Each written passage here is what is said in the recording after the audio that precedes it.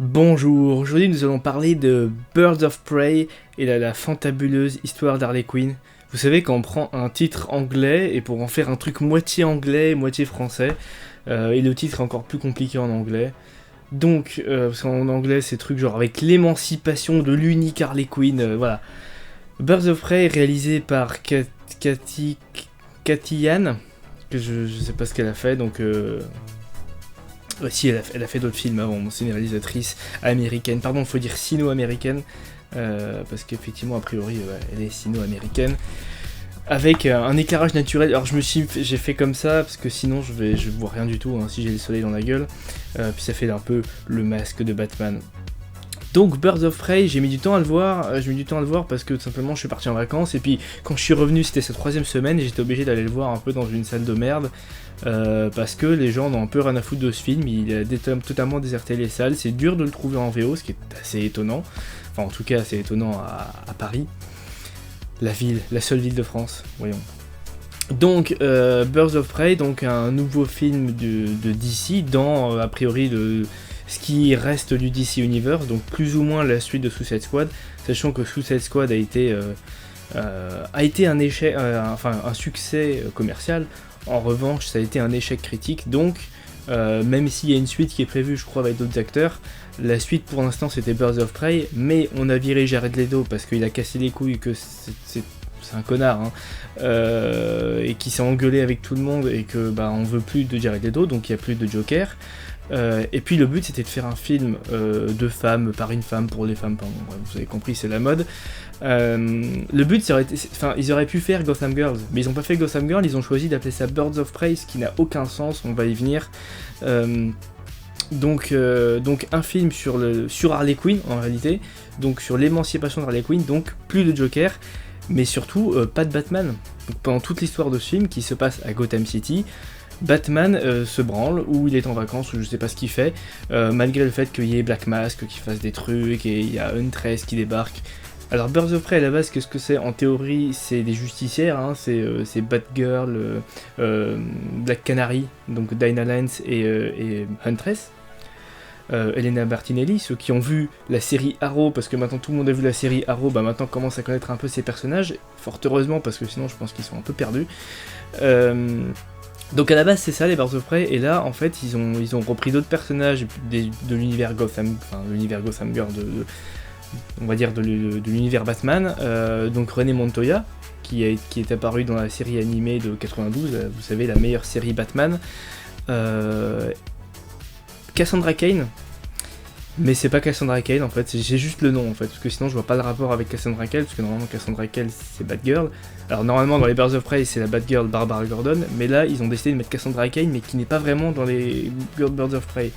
Et donc les Birds of Prey de ce film, c'est officiellement Huntress, jouée par Mary-Elizabeth Winstead, Dinah Lance jouée par je ne sais pas qui, je vais regarder, ça se fait pas, allez. Journey... Attends, quoi? J-U-R-N-2-E, c'est quoi? Journey Smollett Bell. J'ai pas vu un seul de ces films, donc voilà. Donc bref, cette demoiselle qui a priori est la seule qui a à peu près la carrure pour avoir son rôle. Non, Mary-Elizabeth Winstead, elle sait se battre aussi, on a vu plus ou moins que dans Gemini Man elle savait se battre, même si j'ai détesté Gemini Man, j'ai trouvé ça nul. Donc j'avais dit Huntress, Dinah Lance, donc là jusqu'ici tout va bien, et René Montoya, qui dans le film a 50 ans, et tu vois qu'elle galère à mettre des coups de poing, et ça n'a pas vraiment de sens qu'elle devienne justicière. Et donc l'ennemi principal de ce film, c'est Black Mask, ce Roman Sionis, qui nous vient de l'univers Batman, qui normalement est un type plutôt charismatique, qu'il a été incarné par Ewan McGregor, mais on se retrouve un petit peu, comme dans tout le cas de ces blockbusters écrits à l'arrache et faits parce qu'il y a eu une commande, où en fait le mec, il a pas vraiment de motivation, donc c'est le gars qui veut prendre contrôle de Gotham. Bon, d'accord. Et tu n'as aucun background sur lui, il fait le clown en fait la moitié du film, et c'est assez problématique. Pour moi, on se trouve un peu dans le cas de Double Face dans Batman Forever, où en fait t'as un gars qui incarne un personnage qui met de la bonne volonté, mais en termes de direction d'acteur et d'écriture derrière, c'est totalement creux. Il y a des phases où on essaie de le rendre cruel, il y a une phase où il veut humilier une meuf, mais t'as déjà vu des scènes beaucoup plus puissantes de ce genre d'événement où... Du coup, en fait, il y a vraiment la plupart des scènes de Sionis, en fait, on pourrait les virer du film, et après, c'est rempli avec beaucoup Harley Quinn qui fait la conne, qui veut acheter un sandwich aux œufs, et qui mange des céréales avec Cassandra Cain, et ensuite des scènes d'action, des scènes de combat, qui, alors, contiennent des bonnes choses, globalement, c'est plutôt bien chorégraphié, mais parfois, c'est un peu comme Arrow, quoi, c'est-à-dire, tu vois les gens se retenir, je veux dire, il y a la première scène d'action où tu vois Dinah apparaître. Tu vois qu'à un moment donné, le gars, il a tout le temps de la choper, et tu vois, avec ses mains, faire... J'ai vu qu'une fois le film, hein, je l'ai vu hier, et je m'en souviens, enfin... Le truc, c'est il prend, et puis il fait... Ah, j'arrive pas à t'attraper. Et c'est ça avec beaucoup d'éléments du film, où même avec... Il y a une scène où tout le monde se bat dans une salle d'épreuve, la police est là.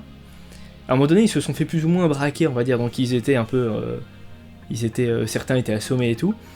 Et il y a toute une scène de combat qui dure assez longtemps avec Harley Quinn, Cassandra Cain et des mercenaires. Et les mecs, t'as des gros bikers de 100 kilos et ils se font défoncer par Harley Quinn. Surtout qu'il y a un mec, à 3 reprises, il tient son arme devant elle et il tire pas. Et il fait genre des trucs un peu comme dans les jeux Batman et tout. Et il fait genre ça et puis elle le défonce avec sa batte de baseball, elle pète des jambes toutes les 3 secondes.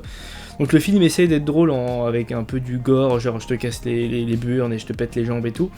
Mais il y a vraiment des fois où tu te dis mais putain, le gars tu vois qui fait exprès de pas taper. Et c'est ça le problème de ces films, c'est que si tu veux faire un film où tu fais que des femmes qui se battent contre des mecs qui font 2 fois leur poids, et ben il faut que tu te démerdes pour rendre ça crédible. Donc quand elle a ses rollers, qu'elle fait des glissades, c'est cool. Quand Dinah, tu vois qu'elle est plutôt stock et qu'elle défonce des gens, c'est crédible. Mais il y a des fois où malheureusement c'est pas crédible et que tu vois que les mecs qui retiennent leur couilles, ils font pas semblant. Et c'est le problème de tous les films qu'on a actuellement aujourd'hui où les combats sont chorégraphiés. T'as le même problème dans les derniers Star Wars. C'est que si t'as pas le temps de bosser tes chorégraphies, si les acteurs ont pas le temps d'être au niveau physique pour faire ces combats, et bah tu te retrouves avec un truc vraiment ridicule à l'écran et c'est dommage. Et c'est pas qu'une histoire que c'est des femmes, c'est juste que tu sens qu'il y a un manque de moyens d'entraînement. Wonder Woman, ça marchait beaucoup mieux pour le coup. En fait, globalement, ça m'embête parce que la réalisation, je peux pas reprocher grand chose globalement. Le choix des couleurs, la mise en scène, les plans, c'est très correct. Franchement, là-dessus, c'est travaillé beaucoup plus qu'un Marvel, hein, j'ai envie de dire. Par contre, en termes d'écriture, on est en dessous du Marvel. C'est-à-dire que le Marvel te fait rigoler vite fait. Celui-ci, en fait, l'humour, moi, j'ai jamais vraiment trouvé ça très drôle. Et en fait, c'est parce que on est que dans la parodie, on est dans une ère de... Pour moi, c'est Deadpool qui a lancé ça. C'est-à-dire qu'on est dans une écriture Deadpool. C'est très très bas. On rigole sur des trucs horribles. T'as tout un effet de montage où ça vient des comics, hein, ça, le fait de raconter un truc, dire attends et on te montre une case où on va te montrer le passé du truc, ça sert normalement à faire comme des flashbacks sur le passé, montrer l'origine, montrer un traumatisme. C'est très utilisé avec Batman où il y a souvent des flashs avec son passé, où on alterne entre la partie Bruce Wayne Batman, enfin bon. Et dans Suicide Squad c'est que ça tout le temps. Et là, c'est utilisé pour faire des blagues, c'est-à-dire que contrairement à, par exemple, un film de Guy Ritchie, alors j'irai voir Gentleman là, si j'ai le temps, Guy Ritchie, souvent, il y a tous les threads narratifs, et à la fin, l'excitation monte parce que tu sens que tout va rentrer en collision. Et là, c'est l'inverse, c'est-à-dire qu'on te raconte l'histoire de manière linéaire, et puis dès que t'as une collision, on fait « Ah, merde, faut que je t'explique pourquoi là, il y a un truc, une coïncidence. » Et donc, on revient derrière pour t'expliquer. Et du coup, ça fait que c'est vachement artificiel. Comme tout le film, en fait. Le film, en lui-même, est vachement superficiel, ce qui est pas malin et fort dommage quand c'est censé être ton film avec les femmes, quoi. C'est leur film Gotham Girls, et dans une période où si le but c'est de faire un truc féministe, c'est pas très malin. La même année que Joker, donc un film ultra puissant et qui a eu énormément de succès, a priori en faisant appel à la culture incel ou je sais pas quoi mes couilles. C'est pas malin que ton film féministe, du coup, ça soit un truc totalement artificiel qui n'a rien à dire et qui n'a aucun intérêt. Voilà, et je dis ça en arborant mon pull, ça c'est mon pull féministe geek à mettre en convention, pour montrer que je suis un geek de gauche, ce qui est un pléonasme selon la lumière des lumières. Bon. Blague mise à part, voilà, le problème c'est que c'est très mal écrit. En tout cas, c'est écrit à l'arrache, ça n'a aucun intérêt. Comme je vous ai dit, il y a des incohérences. Genre, pendant toute la scène du combat pendant la salle d'épreuve, la police ne débarque pas. Et au dernier moment, quand le scénario a besoin, t'as Montoya qui débarque. Montoya, à trois reprises dans le film, elle va braquer Harley Quinn avec son flingue, et elle ne va pas tirer. Alors que Harley Quinn est quand même un personnage plutôt dangereux de cet univers, quoi. C'est-à-dire, elle a quand même défoncé pas mal de monde. Et Harley Quinn a le temps de faire un saut périlleux, de lui balancer son... Enfin, un saut périlleux, un saut de main, là, et de lui balancer son téléphone dans la gueule. Et à 3 reprises, en fait, si tu veux, elle s'en sort comme ça. La première fois, c'est drôle, c'est une blague. Mais tu vois, même avec Bertinelli, l'histoire de Huntress, elle peut être vachement intéressante. Mais c'est une blague. Le personnage est une blague. Quand on raconte son passé, c'est genre... c'est Margot Robbie qui raconte ça en essayant de faire un accent Harley Quinn, ce qui est toujours un peu gênant. C'est pas Arlene Sorkin, désolé. Donc elle raconte ce truc avec son accent bizarre de New-Yorkais Harley Quinn, là. Elle raconte son truc, et Mary-Elizabeth Winstead, pendant tout le film, c'est bonjour, je suis sérieuse, je suis une assassin, je vais tuer des gens, je m'appelle Huntress et tout. C'est une blague, hein, c'est volontaire, mais du coup, c'est malaisant, enfin, c'est triste pour elle. À la fin du film, pendant toutes les scènes, elle est comme ça. Ok, on doit bosser ensemble, on est les Birds of Prey et tout. Enfin, t'as l'impression qu'elle se dit, mais qu'est-ce que je fous là, pourquoi est-ce que je suis pas en train de jouer dans des vrais films et tout. Donc voilà, c'est assez triste. Et les autres, ils sont à fond, les autres sont limite en surjeu. Margot Robbie et l'autre là de Black Canary et tout. Et alors Black Canary, c'est trop drôle. Black Canary, donc vous savez, normalement, elle a son pouvoir où elle crie et puis elle envoie des ondes et tout pour dégager les ennemis. Sauf que c'est jamais dit. En fait, au début du film, on dit elle a une killer voice, genre parce qu'elle chante dans le club de Sionis. Et alors, si t'as vu, si tu connais les comics ou que t'as vu, je sais pas, Arrow ou Flash, tu connais Black Canary, mais les gens qui connaissent pas, ça sort de nulle part. J'ai un pote, il avait jamais vu Black Canary. Elle sort du truc à la fin, elle fait son cri pendant le climax du film et on sait pas d'où ça sort. Enfin bon, bref. Et donc voilà, c'est écrit avec beaucoup de légèreté, c'est assumé. Donc pour moi, c'est au niveau Deadpool, si on veut. C'est au niveau même, enfin voilà, moi, vous savez, je suis pas du tout fan des Marvel à cause on va dire, de la platitude globale. Un film comme Captain Marvel, je me suis royalement fait chier. Là, je me fais un peu moins chier parce qu'il y a un peu plus d'idées dans la mise en scène, des scènes d'action et tout, mais tu retrouves globalement les mêmes traits, du genre on essaie de faire des blagues de temps en temps. Dès qu'il y a une scène d'action, on te met de la musique, je sais pas ce que c'est, j'écoute pas ça, mais c'est chiant. Donc t'es pas dans la scène d'action, t'es comme ça sur ton siège, tu vois des coups qui partent et tout.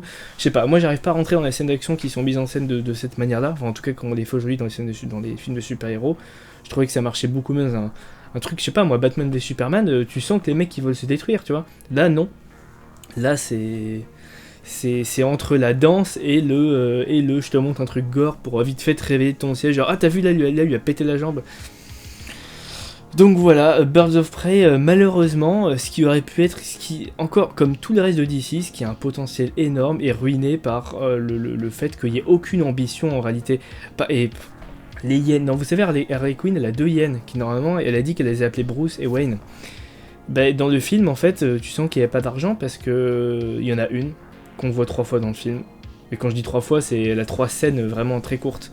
Donc voilà, enfin, je sais pas, ils ont fait leur com sur Harley Quinn. Et même ça là-dessus sur Harley Quinn, bon, j'ai l'impression typiquement à la fin là, il y a une scène qu'on voit dans le trailer, genre tout à la fin, genre il faut qu'on se prépare à s'affronter ensemble. Elle fait ouais, on devrait commander des cocktails et des pizzas, et quand elle dit cette phrase, mais t'as vraiment l'impression que c'est genre que ça a été rajouté à la fin comme ça. Et puis surtout, ouais, Birds of Prey, c'est pas un film Birds of Prey, c'est un film Harley Quinn. C'est vraiment comme si Batman v Superman s'était appelé Justice League, la mort de Superman. À peu près ça, quoi. Parce que, en gros, c'est l'histoire de Harley Quinn qui provoque la naissance des Birds of Prey qui ne sont même pas les vrais Birds of Prey, mais qui vont peut-être donner un film Birds of Prey. J'ai plus de batterie. C'est un film totalement dispensable. Je comprends que les gens soient pas allés le voir. C'est beaucoup plus supportable que Suicide Squad, hein. Parce que Suicide Squad a eu encore plus de problèmes, on va dire, dans les phases finales, mais ça se sent que ça a été écrit à l'arrache, et toute la bonne volonté des acteurs n'y joue ni fait rien. Ewan McGregor, il joue un clown, c'est waouh, regarde, j'ai des masques et tout, putain, Black Mask, il met une fois son masque à la fin du film et tu le vois même pas, en fait tu le vois pas avec son masque, c'est-à-dire qu'il met son masque, mais tu le vois faire un discours avec les hommes et tu ne le vois pas avec son masque. Puis le climax, je sais pas ce qu'ils essaient de faire un truc.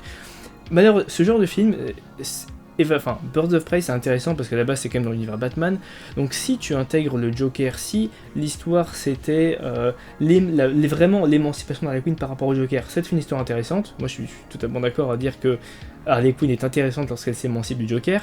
Normalement c'est un truc qu'elle fait dans la Suicide Squad ou parce qu'elle rejoint la Suicide Squad.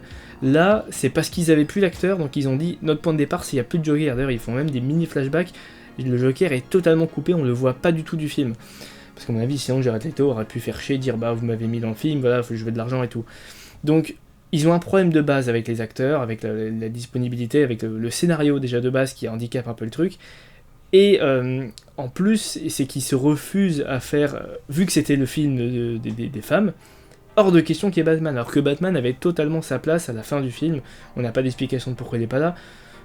Ou alors, si tu mettais Batwoman, tu aurais pu dire bah ok, Batwoman est là, ça veut dire qu'il n'y a plus Batman, je sais pas, mais à la fin du film, tu te dis mais c'est quoi ce bordel? C'est-à-dire il y a enfin bon, c'est du comics quoi, c'est-à-dire bon ouais, des armées qui s'affrontent sur le port, enfin à Amusement Mile, tout va bien. À la fin, même quand le camion il tape une barrière, ils arrivent à Founder Spears pour un climax, ils essaient de faire. Là, genre, je veux faire une mise en scène, mais j'ai pas compris en fait, enfin ce délire de. Enfin, je sais pas, t'as l'impression qu'il y avait une idée de vouloir faire un climax avec un affrontement entre l'ennemi et l'anti-héros, mais il n'y a pas de background derrière, il n'y a rien à manger, quoi. C'est genre, le gars il crie et il fait ouais, t'as jamais pu t'émanciper sans moi, mais de quoi tu parles? On sait pas de quoi il parle en fait. C'est. La moitié du film, c'est des expositions, c'est des monologues d'Harley Quinn parce qu'ils n'ont pas matière, parce qu'ils n'ont pas la matière de base, ils ont été obligés de fabriquer ça. Donc ça fait que quand en plus tu construis pas ton méchant, tu te retrouves avec un vide abyssal scénaristique qui peut pas être sauvé par les scènes d'action qui, comme j'ai dit, sont correctes. Hein. Même à la fin t'as une course poursuite à moto avec ses patins à roulettes, c'est sympa, mais c'est pas réfléchi, voilà, c'est un film qui à la base n'aurait pas dû exister, ou qui s'il doit exister doit être mieux réfléchi. Et à ce titre, je pense que Wonder Woman 1984 sera beaucoup plus intéressant. Enfin, on sent qu'en faisant revenir Steve, ils vont essayer de refaire le même film un peu inversé, mais j'ai beaucoup plus d'attentes pour Wonder Woman. À la base, j'avais d'attentes sur Birds of Prey parce que ce groupe de personnages a, on va dire, du potentiel, sauf qu'ils ont voulu faire une histoire d'Harley Quinn qui n'a pas grand intérêt et qui est servi par une écriture assez moyenne, enfin tout est très moyen. Donc maintenant on est un peu habitué de ça, c'est la norme, les films qui sortent là, je sais pas, il y a Sonic, pareil, c'est pas catastrophique, mais on ressort quand même déçu. Moi je ressors déçu quand je vais voir un film et que c'est pas que je me suis fait chier, mais c'est qu'on peut faire mieux. En fait les films d'ici me déçoivent parce qu'on peut faire mieux. Et puis là on sortait du Joker quand même. Donc voilà, les films où il y a des gros budgets du coup sont impressionnants par le spectacle. Aquaman c'était quand même très impressionnant. Là ils essaient de faire un truc sympa, mais pour moi c'est comme Deadpool, les films à la Deadpool j'en peux plus. À la limite refaites-moi un Kick-Ass, j'adore Kick-Ass, mais les films parodiques qui essayent de faire je vois l'effort d'essayer de faire une mise en scène vraiment de faire comme les comics. Mais le problème c'est que on revient d'une époque avec des grands films de comics, l'époque Nolan, l'époque Snyder, donc quand tu viens de ça, c'est triste d'avoir ce genre de truc. Suicide Squad aurait pu être un excellent film quand tu regardes le premier teaser. Là on a un truc un peu, enfin on va dire encore plus édulcoré, avec une ambition de base qui n'est pas, voilà, qui aura des pâquerettes, hein, donc voilà, je sais pas, j'ai cru voir au générique c'était produit par Margot Robbie, j'ai cru voir David Ayer aussi dans le tas. Bon, et voilà, j'espère qu'on aura mieux. Pour Wonder Woman, on aura probablement mieux, voilà. Wonder Woman, quand je l'ai vu à l'époque, j'avais dit c'est un Marvel, c'est vrai hein, que c'était déjà largement pour moi en dessous des films de Snyder, mais c'était quand même très divertissant. T'avais vraiment les deux premières parties du film sont géniales. Il y avait un problème de Wonder Woman d'écriture et le climax qui était nul en termes tout d'action, d'effets, enfin il était vraiment en dehors du film ce climax. Et l'écriture, c'est l'écriture qui aurait dû changer ça en fait. C'est s'il y avait eu une autre histoire pour Ares et enfin pour Diana, s'il y avait eu un truc, un conflit interne et pas cette espèce de grosse bouillasse CGI combat à la fin qui semble hors du film, ça aurait été intéressant, mais bon, ça a un peu gâché le film. Ça aurait pu être effectivement le meilleur film du DCU. Pour certains, c'est le meilleur d'ailleurs. Moi, je le trouve au final, au vu de son troisième acte, assez superficiel. Et je pense que 1984 pourra l'être aussi. Hein. Bon, ça va être avec Cheetah et tout, là, et Maxwell Lord. Mais là, ce Bird of Prey, c'est vraiment gâché, quoi. C'est un peu dommage, même pour la carrière de Margot Robbie, hein. Maintenant elle joue que dans des gros trucs mainstream comme ça, mais du coup là elle est en surjeu constant, et Ewan McGregor, il fait ce qu'il veut le gars, mais il a pas de personnage, enfin c'est pas Black Mask là, c'est pas Black Mask. Donc je sais pas, on aura peut-être une suite, hein. Tu peux faire un truc stylé avec les Birds of Prey, mais dans ce cas fais un truc, ne fais pas une comédie d'action, enfin aussi tu peux mettre de l'humour, c'est pas la question, mais faut se prendre un minimum au sérieux, et puis qu'on ait l'impression d'être à Gotham City. Là j'ai l'impression d'être entre New York et Los Angeles avec Cassandra Cain qui se balade et qui fait les poches aux gens. Cassandra Cain, ça nique tout le film aussi parce que le personnage est nul et parce que vouloir faire de la comédie, ça amène des débilités, des petites incohérences par-ci par-là. Qu'est-ce que tu veux ? Si l'humour était bien, tu vois, pareil, ça passerait mieux, mais l'humour est pas génial. Donc, Birds of Prey, dispensable, inutile, et déception, et potentiel gâché, et voilà, en résumé, l'état globalement des films d'ici. Et on retiendra cette année Joker.